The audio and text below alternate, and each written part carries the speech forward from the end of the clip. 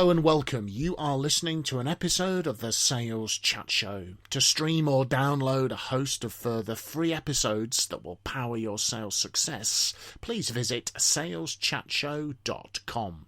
We really hope that you enjoy and benefit from this episode.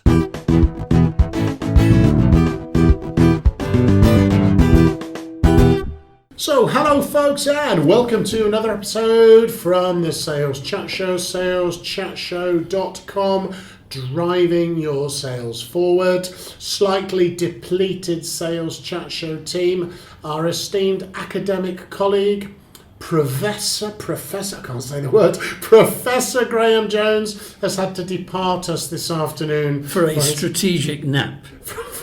A strategic afternoon siesta is Mr. Phil Jesson's alleged thing that Graham has gone. Graham has told us he's got a very important responsibilities with his students. We just know you're having a little snooze somewhere, Graham, aren't you? Just can't stand the pace, mate. So it's left Phil and I opposite each other in the studio to record a few cheeky little episodes without Mr. Jones. And this episode is called Are You Failing to Overcome Your Customers' Objections? My goodness, objections. Are we overcoming our customers' objections or not? Mr. Jesson, you're in the driving seat. Well, of course, that language is completely wrong. What we should be talking about, Simon, as of course you know, is handling objections, not overcoming them.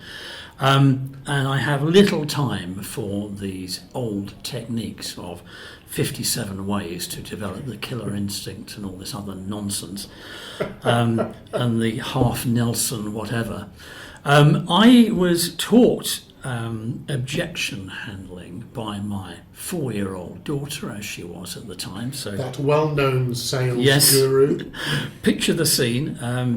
Early evening in the house, and my lovely daughter Becky is getting ready for bed, and bath time is now on the horizon. So Becky says to me, well, can I watch the nature programme on TV tonight? And I said, no, get in the bath. At which point she said, well, it's about monkeys. And I said, well, get in the bath. And she said, well, what's the reason why I can't watch it? And I said, well, you can probably guess. You'll go to bed late after watching the programme. You'll get up in the morning all grumpy. And who will your mother have a go at? Me. So, no, get in the bath. You're getting an indication of my parental style here. I'm liking your style here. So at that point, 4-year-old daughter comes out with the best question on the planet, which is that the only reason why I can't watch it? And I said, yes, it is the only reason why you can't watch it. There are no more reasons. There is one reason. At which point she then says, so what if Mum says it's okay? At which point I say, oh, well, if your mother says it's okay, I'm more than happy to reconsider my position. So what my daughter has done very cleverly is to ask 3 what questions. Okay. Basically, what's the issue? What else? I.e., is there anything else holding us up here? And the nice little killer at the end there, what if? In this case, what if Mum says it's okay?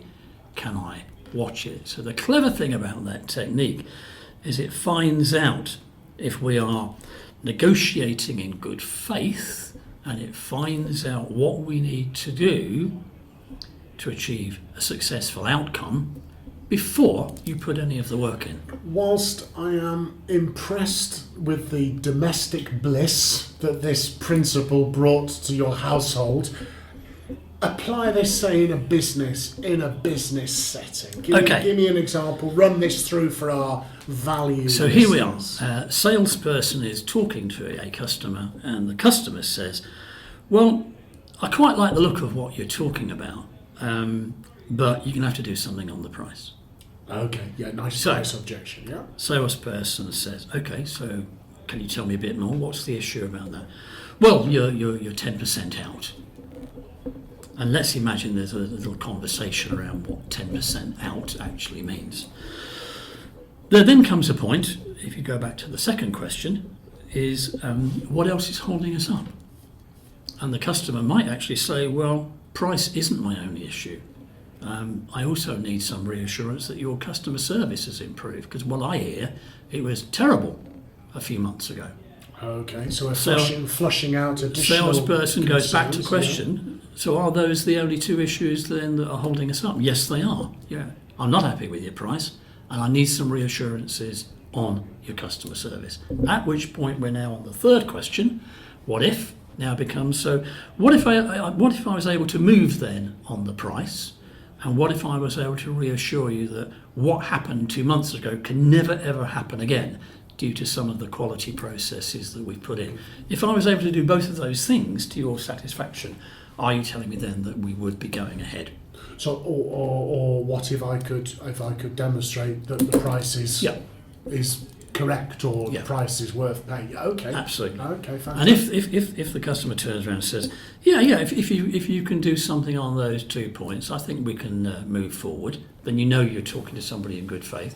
If somebody turns around and says, well, even if you solve those two, I'm not going to use you anyway, then you now know that maybe it's not worth going back to have a word with head office about this customer service issue of 2 months ago, and you're not going to spend 3 or 4 hours talking to colleagues about that subject, because even if you did, nothing's going to move. So the nice thing about the technique, as my daughter discovered, is it finds out what you need to do, what level of work you need to do to achieve the outcome before you actually put any time into it. So a bit of a qualification here as well, opportunity qualification to kind of find out how serious the customer is. Well, this is a viable op as well, I guess. So, and remember, although we're talking about objections in a sales and customer sense, it also will apply at home, won't it?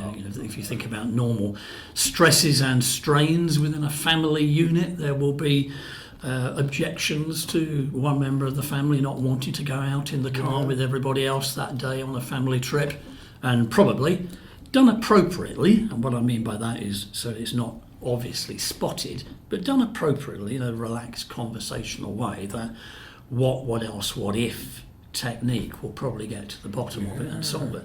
Good opportunity to practice, folks. Practice socially, practice, within your family as well. They're all places to practice some of the skills. And I think to Phil's point about overcoming objections, and obviously we use the phrase objections in the title of this episode, and we do so knowing that is frequently what these are referred to by the sales community. But I think that's to a certain degree historic, and I think we all need to be conscious that the language we use often describes or illustrates underlying beliefs that we have. So overcoming a customer's objection is almost like Phil saying, almost forcing the customer into submission. Think of your language when you're saying overcoming an objection. Rather than helping the customer to make a good buying decision, we're overcoming. And also objection as well, I think is a little old-fashioned as well. It might be a concern that they've got. Well, I think as somebody once said on the subject, objections are often the customer's attempt to improve the offer that you've put over. They're not attempting to blow it out of the water.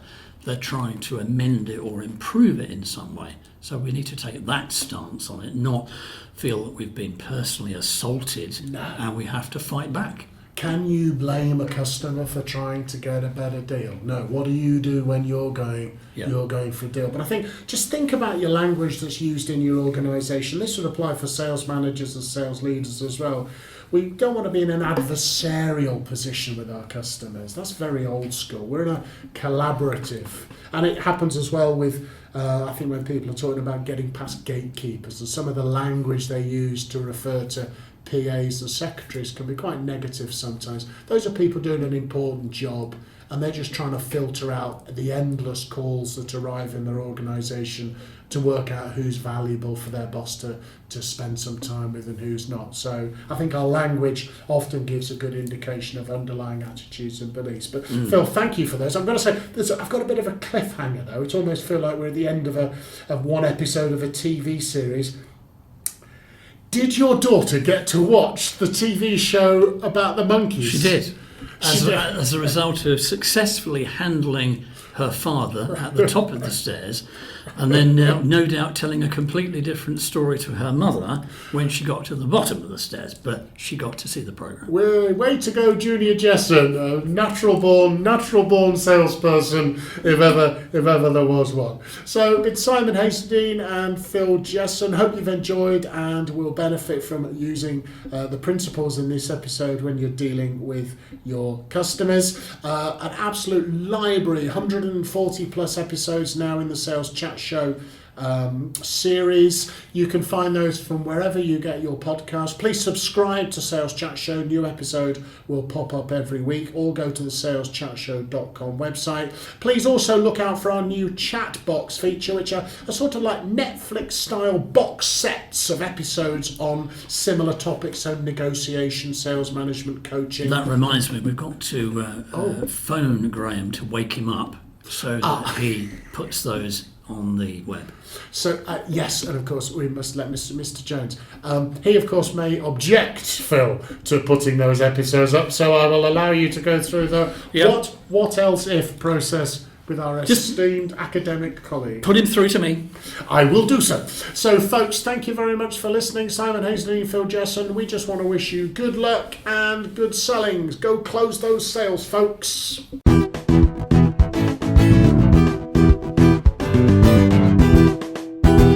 You have been listening to an episode of the Sales Chat Show. To stream or download a host of further free episodes that will power your sales success, please visit saleschatshow.com. Thank you very much for listening to this episode, and from everyone here at the Sales Chat Show, we'd like to wish you good luck and good selling.